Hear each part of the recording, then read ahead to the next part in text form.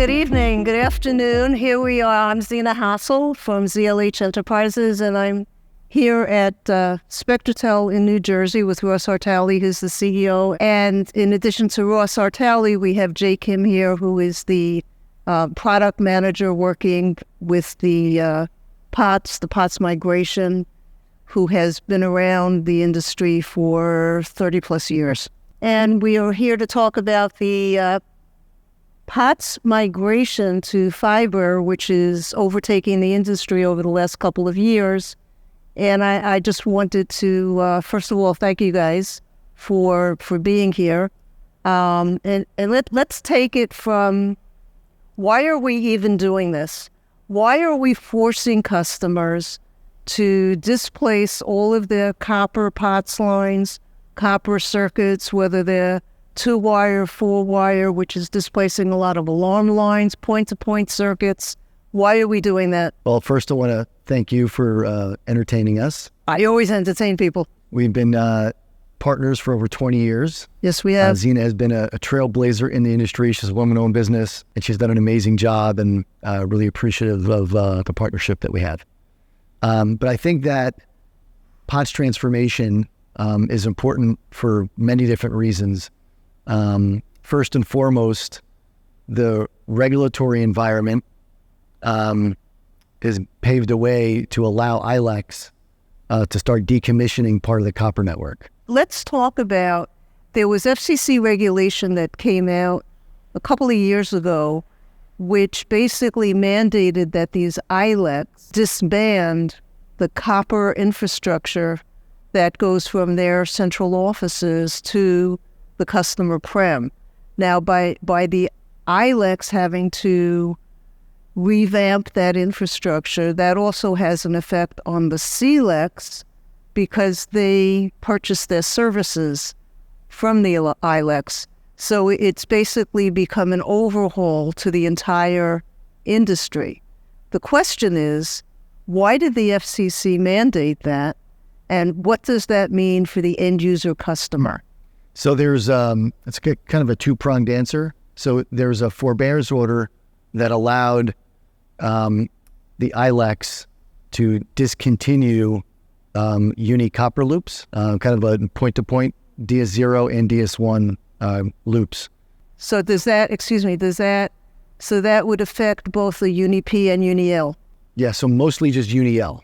The Uni-P, there's no order that is shutting down the Uni-P portion, but the Uni-L, for those collects that had facilities inside of central offices, the co-locations had to basically migrate all of those services off their network back to the ILEC or off the network entirely. So that impacted roughly, I would estimate, about 10% of the total universe of lines in the market. So when they were migrating things then, but now we're in the situation where basically any copper delivered POTS line has to become something else. Yeah, there's clearly an end date. It's no longer really a partisan issue at the FCC. I think everyone understands that, similar to the way that 3G was discontinued, that the day's coming. It's not here yet, but what's happening is there's no investment into the copper network. The mean time to repair on trouble tickets has extended. Used to be 80% were dispatched out in the same day. Now it takes several days to get a repair. The order intervals are very difficult just to get service delivered, as you know.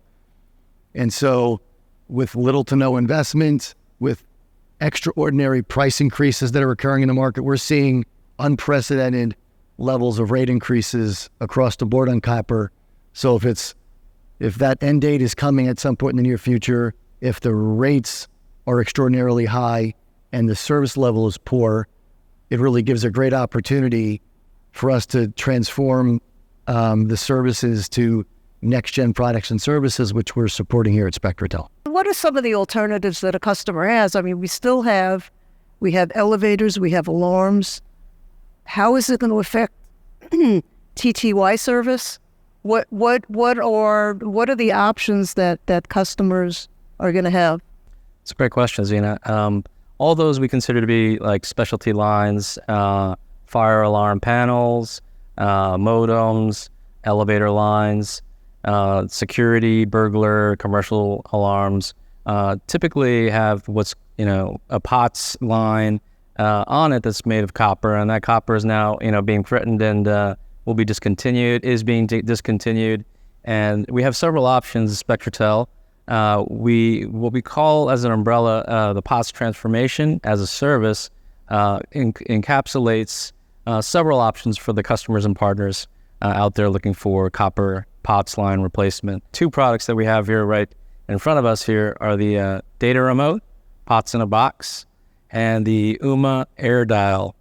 Both are, all-in-one product solutions that are, voice over IP, over the top, with multiple, connectivity options. You could do a wired interface. You could do an LTE cellular interface. They come with battery backup. So these are what we call POTS transformation box solutions. In addition to these, we also provide several other options like the POTS over broadband, which is your typical like voice over cable. Through the cable companies, we have agreements with Comcast, Spectrum, Cox, and Altice. So Spectrotel is one of the first providers to partner with the four largest broadband carriers, and those technologies are also compliant. And when I say compliant, compliance is a very important thing when it comes to like fire safety, and part of that is governed by some organizations like National Fire Protection Association, as well as the American Society of Mechanical Engineers. So these divisions come up with guidelines for technology to adhere to the minimum recommended requirements for users like fire marshals, that they can, approve a solution technology. So Spectrotel, we have a lot of options, a lot of choices. So we've run into issues, speaking of fire marshals or building inspectors, where we needed to have connectivity for elevator service. And the inspector went into the building and said, this is not a POTS line because we installed over cable. And although we tried to explain to them, it's still giving you an analog signal. No, I'm looking for an ILEC POTS line. So what's happening, though, is that the shift in the industry is sometimes not catching up to the regulatory advisors in the field, and that's causing a little bit of chaos.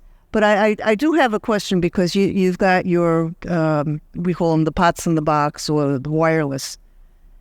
In order to be able to use that, say, for an elevator, it might be okay if your mechanical room is up on the roof. What if your mechanical room is in the basement? We do a site survey on all of our deployments, and during that site survey, one of our field technicians goes out, surveys the environment, sees exactly what is required. If there's additional, work that is, above and beyond, then that'll be a determined as, scope of work, statement of work, get the customer's approval and buy-in, partner's approval and buy-in to get that solution the way it works. You had mentioned the elevator inspection. We actually did have several, not several, I should say one example that came up in the recent past, state of Michigan, sorry. We ran into that very same problem, same issue. There is more of an educational thing, being that these technologies are so new. The ruling for MFVN, which is Managed Facilities Voice Network, that's recognized by the NFPA as legitimate. It doesn't necessarily mean that these devices need to be certified by a particular governing body. As long as they meet the requirements and the guidelines, they are compliant. So we had the conversations with the inspectors and the state, and we submitted, we assisted the customer and the partner with filing the requisite forms and proceeded with installation. So there's still some education that needs to go on out there in terms of the regulatory people. Here's a question you may not like, but I'll ask it anyhow. If you can provide this service for elevators We know that elevator companies have had cellular, as have alarm companies. What is the difference of having it provided by Spectrotel or similar CLEC versus the vendor for the elevator or the alarm? It's really, these boxes are smart. So first of all, they come with, dual SIM cards. So it's built-in redundancy. You can also take a WAN 1. So you could have a fixed wired connection, multiple wireless backups. We can also monitor things like we never have before. So we can see into the port level. We can see a SIP registration. We can see, a POTS line is a dummy terminal. Oftentimes a SIM card, is not monitored. We can look at the IP to see if it's up and down. We can check the signal strength. We can actually see the line registration and the line up status. So it went from being an old, plain old telephone service to a complete, fully managed service with built-in proactiveness and network monitoring. And I think that's the biggest difference versus, hey, it's just through an alarm panel. Now, are you able to regulate voltage? Yes, absolutely. With these, you didn't know I was going to ask that question, did you? Well, it comes up, unfortunately. Certain systems require a little bit more voltage, and with both of these devices, we have that option to increase the SLC voltage to make the signaling just the right way that the application requires. Okay, because that has come up as an issue. Now, it also used to come up as an issue with POTS lines, and the way we sometimes used to get around that in the olden days was just to run the POTS line through a PBX if there was a PBX on site in order to regulate the voltage. So that's good. So we've covered the voltage situation. We've covered redundancy. What kind of cabling do we need? It varies based on whether there's a wireless only, whether there's a wired connection from a WAN 1. And so our approach is always to recommend, a wired connection into the box, but it's not for everybody. And so if that happens, you have to cross-connect the legacy voice DMARC with the internet DMARC. So in the legacy systems, you're looking at Cat3 cabling, and you're looking at upgrading that really to either a 5E, 6, 7. Yeah, the good news is with the infrastructure for the legacy, copper pairs are still there. We're still using the 66 blocks. So if there's connections inside the building, those stay. We're really just cross-connecting the data termination into the box near the, let's say, the 66 block. So that's part of the site survey. The process, the POTS lines migrations used to be very easy in terms of getting service over from one provider to another. This does require a little care. I think that the site surveying that we provide that as a standard with our installations is really important, so we can gauge any cabling that's required, any cross connects. We scope out the work, and it becomes part of our process. It's very high touch and hands-on. Now, how does the pricing compare as opposed to a POTS line? Well, it's working in our favor for all of our PTAS solutions. As Ross indicated, the FCC forbearance basically lets these ILECs, charge whatever they want. They don't have to, control it anymore, through their tariff pricing, a reasonable price or a competitive price. In fact, some carriers have kind of changed their pricing strategies to be more aggressive to get customers off the copper networks. So typically, there's savings to be had when converting from an existing POTS environment to a POTS transformation. On top of that, the average POTS line on a typical nationwide customer is probably, approaching $50. These solutions are in the low 30s. There are certain parts of the country where, in most cases, it's much lower to go to these transformation services. In one part of the country, it's probably neutral. But Verizon, for example, we support POTS over fiber, where they're converting 50% of their network from copper to fiber. So that's also happening organically over the course of time. And that would be through the ONT boxes? Correct. So we're leveraging all technology here, whether it's POTS transformation through data remote and UMA, SIP lines, we call them, eSIP, in addition to POTS over broadband and POTS over fiber. So I think what makes us very unique is we're leveraging all this great technology so we can mix and match what's best for the customer, not just, hey, we're trying to sell, one box. So you're actually which is similar to what we call my company, but we're solution providers. We're not out there selling a solution as opposed to evaluating an issue and then providing the solution. And that's one of the reasons that we have come to Spectrotel over these many years, because if we have multiple solutions that we need for a customer, oftentimes you're able to provide that and aggregate the billing at the same time, and do it at a reasonable price. And I can usually squeeze you guys to get the best pricing. She's all hug and squeeze sometimes. Well, about squeezing. Well, our job is to get a reasonable price for our customers, and